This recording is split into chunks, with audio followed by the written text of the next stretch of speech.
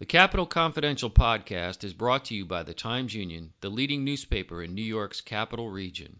Subscribe today or visit online at timesunion.com. You want to deport an undocumented person? Start with me, because I'm an undocumented person. How do we beat him in an election? We will. I'm going to run against him. I wish you would. I wish you would, Dad. I would. There are things in here that are unobjectionable because they're not that effective. So yeah, sure, I'll vote for a distinctive license plate. Sure, why not? Jim, you had your press conference at 4 o'clock. You're having a press conference now? That's You're right. talking? I'm having a press conference. Well, now. is this your space here or is it public? No, it's my space. Oh, this is your Don't space. interrupt. Okay. Hello and welcome to the first Capital Confidential episode of 2019. I'm your host, David Lombardo. This show features another first as well, as I spoke with the state's first ever Inspector General, Joseph Spinelli. The former G-Man was tapped by Mario Cuomo to lead the new department in the late 80s, and he launched the office that would eventually bring us Bonnie Hunt, portraying Inspector General Catherine Leahy Scott in Escape from Dannemora on Showtime. Think about that. We talked about the challenges of the office, tips from the public, and the importance of procurement oversight. Enjoy the show. How did you find yourself the first Inspector General under Mario Cuomo? Well, ironically, the governor was having a meeting with the then director of the FBI, Judge William Webster, who I had spent a significant amount of time with. So at that meeting in Albany with Governor Cuomo and Judge Webster, the governor advised the director that he was thinking of establishing for the first time an Inspector General's office, and he asked for a recommendation. Now, it's rather interesting because when I was an FBI agent, I also investigated a couple of individuals that worked for Governor Cuomo when he was lieutenant governor. And I had occasion to meet the governor, and quite frankly, I was very impressed with his candor and his willingness to cooperate and assist us. So I had a little bit of a history with him. So when Judge Webster was asked for a recommendation, he said, I think I may have somebody that would fit the bill. We just had a major case, an abscam that was successfully brought to fruition by one of our agents, and his name is Joe Spinelli. And the governor goes, oh, no, Joe Spinelli. And the director said, do you know him? He goes, yeah. He goes, did he do something wrong? He says, no, he did everything right. He goes, I actually spent a lot of time with him. He said, do you think he'd be interested and would welcome the opportunity? He goes, well, you'd have to ask him. So the governor calls me, and he asked me to come down to the Trade Center, and he said, could you come down and see me and be down here at 4:30, and maybe we can go out and catch a bite. I want to talk to you about something. Now, I thought this was related to an investigation that he would need assistance with. Mm-hmm. So I went down there precisely on time, and I waited 2.5 hours, and the governor, of course, comes out, and he goes, I'm so sorry, I'm jammed up with this budget negotiation. Here's what I really wanted to talk to you about. I'm going to start an Inspector General's office. I want you to quit the FBI. I spoke to the director. He's going to give you a letter that's unprecedented, which will allow you to go back to the FBI within 2 years, of course, if you pass an updated background investigation, and you don't like state government, you can go back. I said, are you serious? And he said, yeah, I'm dead serious, but listen, you don't have to tell me now. Call me tomorrow at 3:30. Now, currently I was assigned to the New Haven division of the FBI, where I was the organized crime coordinator for the entire state, and I'm driving back to Connecticut, and I stopped on the side of the road. There were no cell phones then, by the way. And I got on a payphone, and I called my father, who I always said had a PhD in common sense. And I said, Dad, I don't know about this guy Cuomo. I know he mesmerized everyone in '84 with that wonderful speech.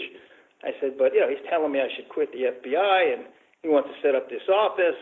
I said, what do you think? And I expected him to say, hey, you just finished with these politicians, stay away from them. He says, that Cuomo is a good guy. You ought to give it some thought. And it totally threw me for a loop. It really did. And the next day, to make a long story short, I called him and I said, Governor, I will be happy to give it a try with one condition. if you ever interfere or call me regarding an investigation I'm doing to try and get me to stop or walk away from something, I'll quit that day.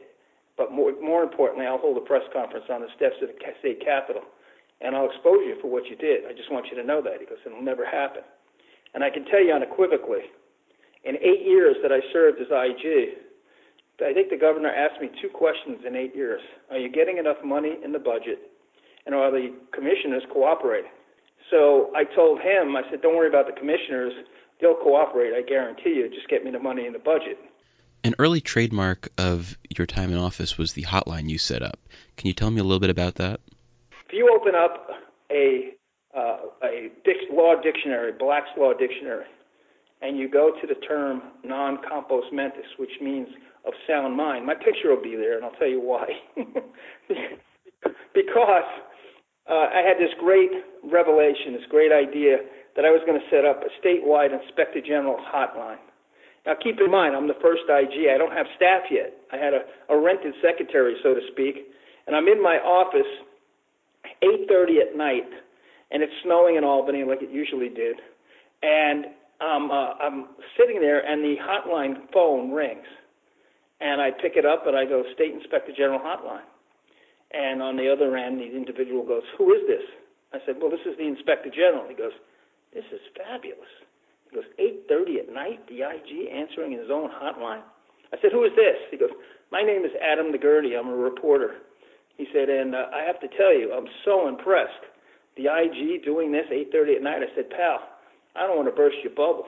There's nobody else here. It's just me. I haven't gotten a staff in place yet. So fortunately for me, what happened was he wrote an article the next day, State IG, serious about corruption, answers his own hotline, 8:30 at night. I got about 35 calls within the next 2 or 3 weeks, and I was fortunate enough to be staffing up quickly. With your limited resources, how did you decide when to open an investigation? So what I did, I tried my very best to do was always to be fair, not even open an investigation unless we had sufficient what I call predication, which really would justify an investigation. Because let's face it, your paper puts in a newspaper that Miss John Doe is being investigated by the Inspector General, and that poor fellow is sitting at his table for breakfast with his children, and he opens up your paper, and immediately there's a presumption of guilt that he must have done something wrong. So to counter that, I took it to the next level. I asked Governor Cuomo if he'd be amenable for us to put out a final disposition on all of our reports. And basically we redacted all the specifics, but the final disposition, if someone was vindicated and exonerated from the initial allegation, that was made known to the public. So you could walk up to my office and get a copy of that. And we felt that was the fairest and best way, really, to do business. And that's what I think really established credibility and trust. And I think we gained a tremendous amount of trust in the state government community. We had people coming in constantly off the street to give us information, to speak to me directly, because they had heard me on radio stations and talking about what we were trying to accomplish and how we were trying to do it. And then we took it, I think, to even the next level. We took a proactive approach to enjoining any potential corruption before it became known or came to fruition by co-authoring the Internal Control Act of 1987, which basically put in internal controls in problematic areas to counter potential corruption. And we saved the state, I think, a tremendous amount of money just by doing that. And we worked hand in hand with the state controller's office, who was Ned Reagan at the time, had a great relationship with them. We met monthly. We discussed where we thought there might be some audits that should be conducted, and conversely, they told us where their audits may have uncovered some fraud, and it was a great working relationship. And I think that also was instrumental in the success of our office. Well, let's rewind back to the actual creation of the office. What was it that motivated Governor Mario Cuomo to decide that it was necessary to create an Inspector General's office? Was there a real climate of corruption at the time? I don't think there was any one specific act that I could point to that would basically contribute to why the governor did it. I think it was his way of trying to also be proactive and giving the people of New York State some comfort level and assurance that his administration was going to do everything possible to preclude any potential corruption in his administration. You have to keep in mind something. Our first major investigation involved the former executive director of the New York State Thruway Authority. Right. That was a 20-year friend of Governor Mario Cuomo's. And everybody was looking to see, let's see what the governor's going to do now. Now this guy has come up here to Albany, and it seems to be, not looking to make friends, so to speak, and being independent and doing what he was supposed to do. Let's see how the governor reacts to that. And I'll tell you how he reacted. He would see me in the concourse, and he would walk the other way because he didn't want to convey the slightest perception that he was even talking to me during that investigation. And he was really trying his very best to establish some statutory regulations that would give the tenure of the Inspector General a 5-year tenure, much like that of the MTA IG, so that I would exceed the term of a governor, and he felt that was a great way to ensure that I would have total independence and no one would be able to interfere with anything I was going to do. The legislature wasn't too receptive to that at the time, and they basically shot it down. You mentioned the hotline that was set up. I was reading some of the articles about the office in the months after it was created, and it said in one of the reports that you had about 8 calls a day right after putting up posters advertising the hotline, and you said that several full-fledged investigations resulted from these tips. I'm wondering, what were the calls like? Were people really tipping you off to good things? Were they people just ranting about things they were mad at? And how did you go about deciphering what calls were important and which ones weren't? Well, let me go back a step. We had posters, really beautiful posters we put up in all the public places, which basically listed our hotline number. But I think what it came down to, David, was how well we were able to educate the state employees as to what our mandate really was and what we were trying to accomplish. And the better we educated them, the better the tips. And what I mean by that is, when we started out, I think it was 1 in 32 calls, and we logged this in. 1 in 32 calls really resulted in a real viable investigation. By the time we left, 1 in 8.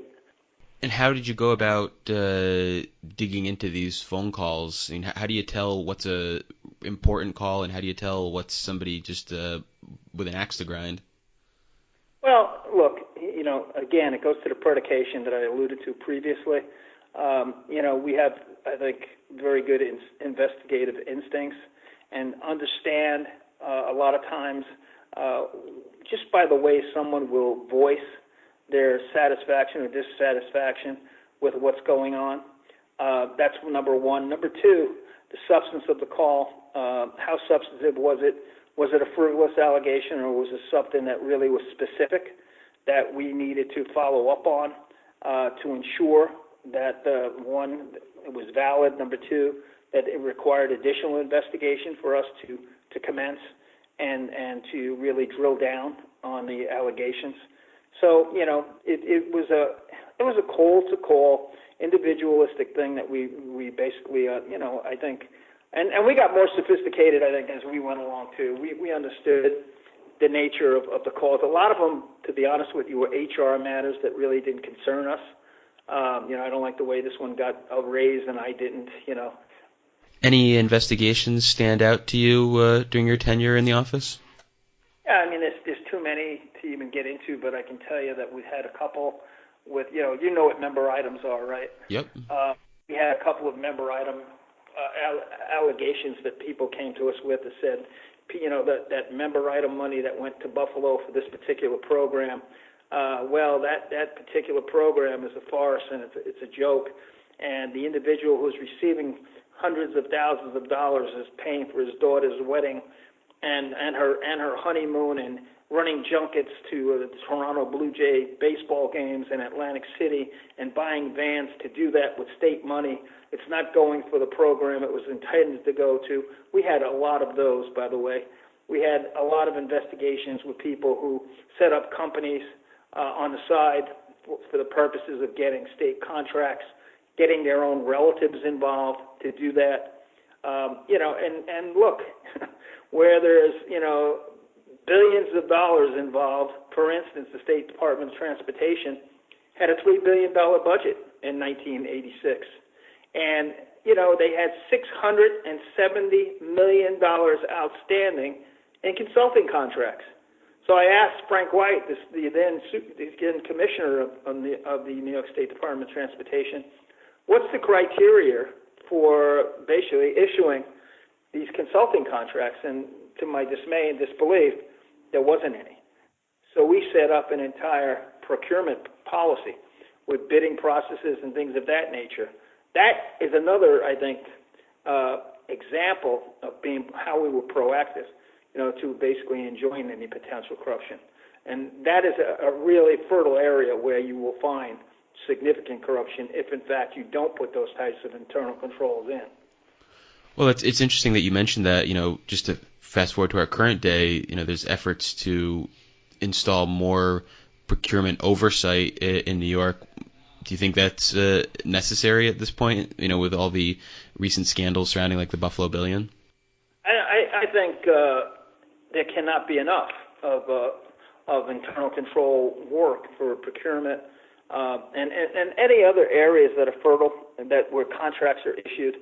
There's got to be significant oversight. Because, you got to remember, when I was IG, New York City was going through the Parking Violations Bureau scandal too, and that was a roadmap for how we didn't want to see our state government that replicated in our state government at that particular time. So yeah, to answer your question, absolutely. I seriously believe that more is better in that particular field, in that area. I currently, I don't know if you know or not, but I currently sit on the board, and I'm also the head of the audit committee and finance committee for the New York Racing Association, and we do, I think, a tremendous amount of work with our internal audit group there to ensure that the very issues that you're raising here are addressed in a very, very significant way. So yeah, that's an area where you're going to get in trouble if you don't have the right controls. You talked about how Governor Mario Cuomo made sure to give you room to operate, but were there any roadblocks that were thrown in your way? Any things that really were frustrations during your time in office? I got a kick out of a couple of times. A couple of commissioners tried to play, well, the governor wants this, and the governor wants that, and, I don't think he'd appreciate if you did this. And I said, you know what? I respect what you're saying, but let's get the governor on the phone, and we'll figure that out right now. Oh, wait a second. I basically would call their bluff, and I didn't have any obstacles or anybody basically obstructing what I'm supposed to be doing. Because of the fact is that they knew the governor was serious about our office, and they knew I had a relationship with him where I could pick up the phone, and if I was upset about something, let him know, or I had a question about something, let him know, and he'd take care of it in 2 seconds. Look, this office worked not because Joe Spinelli was anything special. This office worked because Governor Mario Cuomo was special. So the last thing I got to know about is the current Inspector General, Catherine Leahy Scott, is, a starring feature in Escape at Dannemora Showtime series. She's got Bonnie Hunt playing her. Did you ever get the good fortune of being, I guess, recognized in lights, whether it's a TV or a movie? Have you ever been portrayed by anyone? Not while I was IG. I've been in many books. Okay. And I've been, I was a consultant to Ving Rhames in the Don King movie.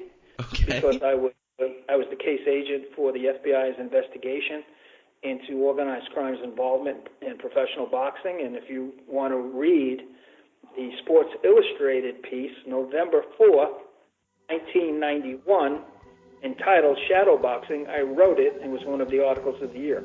Well, I'll have to look that up, and that can be our follow-up conversation, Mr. Spinelli. I really appreciate you taking this time and sharing the history of this office. It's been my pleasure, David. I've enjoyed it.